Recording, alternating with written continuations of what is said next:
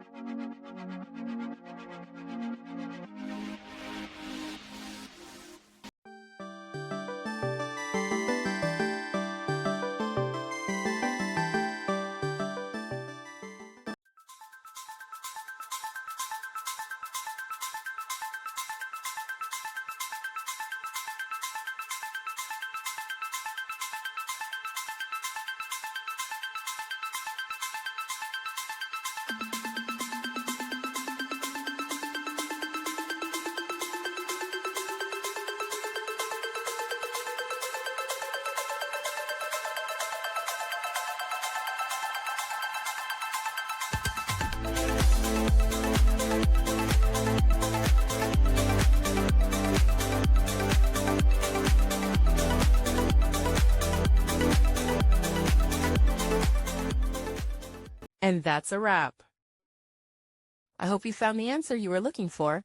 If you did, take a second to hit that subscribe button. It really helps out.